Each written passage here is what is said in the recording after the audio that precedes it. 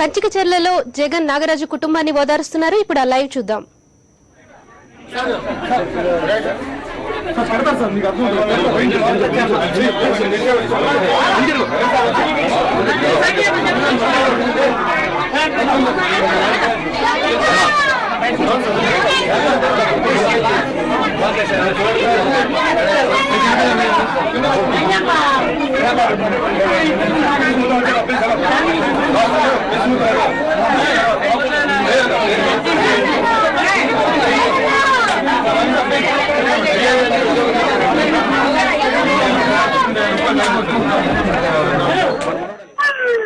Kadapa MP YS Jaganmohan Reddy ప్రస్తుతం కంచికచర్లోని పోకపోతున్న నాగరాజు కుటుంబాన్ని ఓదారుస్తున్నారు. ఇవాళ 5వ రోజు ఓదార్పు యాత్ర కంచికచర్లోని ప్రారంభమవుతుంది. ఇవాళ నందిగామ మైలవరం మండలాల్లో ఇబ్రహీంపట్నం మండలాల్లో ఈ యాత్ర సాగబోతుంది. మైలవరం కాన్స్టిట్యూన్సీకి సంబంధించి దాదాపుగా ఇవాళ సుమారు 4 కుటుంబాలని వైఎస్ జగన్మోహన్ రెడ్డి పరామర్శిస్తున్నారు. ఈ కుటుంబ పరిస్థితి చూసినట్లయితే వైఎస్ రాజశేఖర రెడ్డి ప్రవేశపెట్టిన పాలన క్షేత్రస్థాయిలో ఎంత దిగున ఉన్న వారికి అందింది, ఎంత దిగున ఉన్న మేలు పొందింది, ఎంత దిగు స్థాయిలో ఉన్న వాళ్ళు కూడా వైఎస్ఆర్ ని ఎంతగా అభిమానిస్తారో దాటి చెప్పేలా నిలుస్తుంది. ఎందుకంటే పోకపత్తి నాగరాజు కేవలం ఒక స్లీపర్ గా పనిచేసిన వ్యక్తి. ఆ వ్యక్తి మహానేత వైఎస్ రాజశేఖర రెడ్డి కేవలం నెలకు 1500 రూపాయలు మాత్రం ఆదాయంతో తన కుటుంబాన్ని నెట్టగలిగాడు. అంటే అంతకు ముందు ఎప్పుడు కూడా రోజుకి 3 పూట్ల తిండి తినలేని పరిస్థితి నుండి కాస్త ప్రశాంతంగా 2 పూట్ల తిండి తినే పరిస్థితి వచ్చిందంటే అది ఒక వైఎస్ రాజశేఖర రెడ్డి వల్ల అభిమానం నాగరాజు కుటుంబంలో వైఎస్ పట్ల ఉంది. ఆ కుటుంబాన్ని అంతగా 6 ఏళ్ల పాటు తమ కష్టాలన్నీ కూడా తీరినాయి.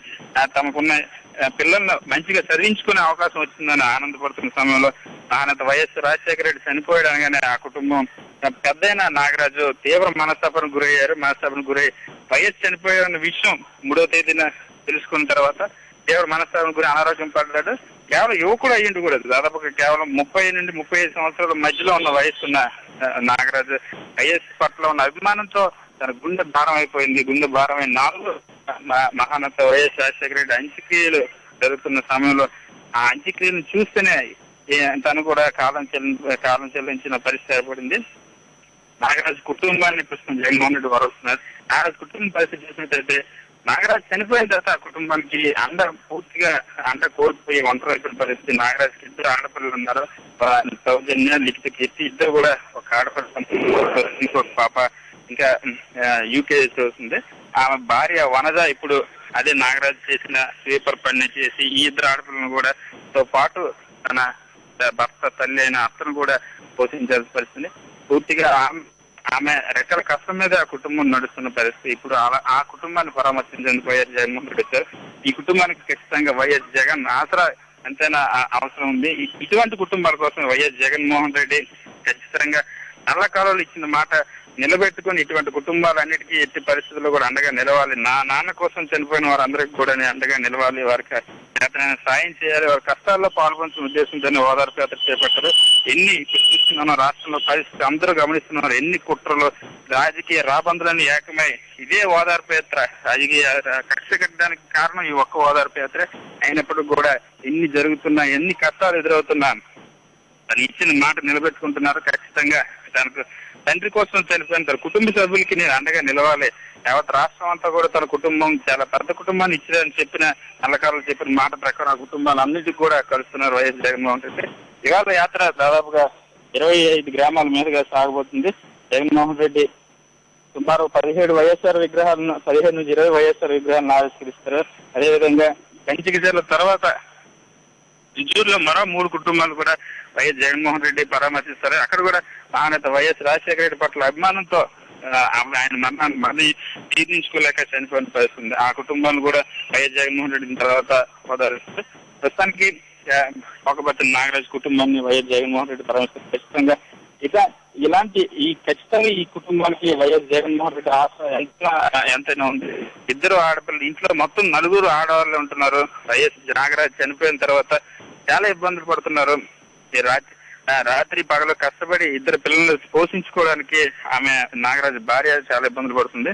ఈ కుటుంబాన్ని ఖచ్చితంగా అండ నిలవాల్సిన అవసరం ఉంది. ఇలాంటి కుటుంబాలు ఇటువంటి పరిస్థితులే ఖచ్చితంగా వైఎస్ జగన్మోహన్ రెడ్డి ఓదార్పు యాత్రకు ప్రేరేపించే దాని పట్ల ఖచ్చితంగా పట్టుదలతో ఉండేటట్టు చేశాయి. ఎందుకంటే ఇంత కష్టాలు ఉన్నప్పుడు ఆయన రాజకీయాల కోసం చూసుకోకుండా ఇలాంటి కష్టాల్లో ఉన్నారు కాదుకోకపోతే తనకి ఎన్ని రాష్ట్రాలు వచ్చిన అనవసరం ఉన్నారు. అందుకోసమే తన రాజకీయ జీవితం పరంగా పెట్టి కూడా ఎలాంటి అధికారానికి కూడా ఆయన తలొగ్గకుండా ఖచ్చితంగా పేదల పక్షంగా నిలవాలి, మా నాన్న నేర్పిన బాటలను పయనించిన ఉద్దేశంతోనే ఓదార్పు యాత్ర చేస్తున్నారు. ఇప్పుడు రాష్ట్రంలో పరిస్థితి చూస్తున్నా రాజకీయ రాబందులన్నీ ఒక్కటే మొత్తంగా జగన్మోహన్ రెడ్డి మీద అరాచకంగా వ్యవహరిస్తున్నప్పటికి కూడా ఆయన ఎట్టి పరిస్థితి విశ్వాసాన్ని కోల్పోకుండా ఖచ్చితంగా ఒకవైపు రాష్ట్రం అంతా వేరే చర్చ జరుగుతున్నప్పుడు కూడా తను మాత్రం జనంతో ఉంటాను, జనం నా వెంట ఉన్నారని నిరూపించేలా ఈ కృష్ణా జిల్లాలో ఓదార్పు యాత్ర సాగిస్తున్నారు. 5 రోజులుగా రాష్ట్ర వ్యాప్తంగా ఎంత ఆడావిడి జరుగుతున్నా, ఎంతమంది ఎన్ని విమర్శలు చేస్తున్నా సరే తను మాత్రం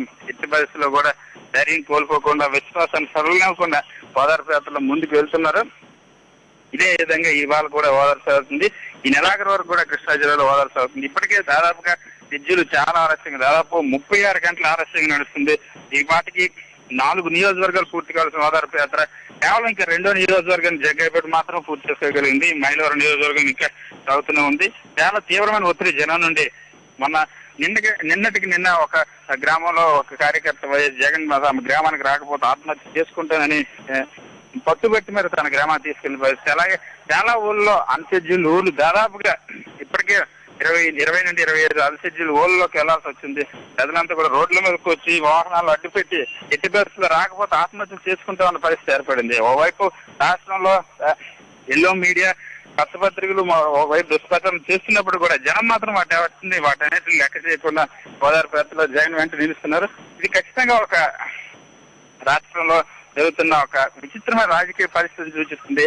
విశ్వాసానికి నిలబడి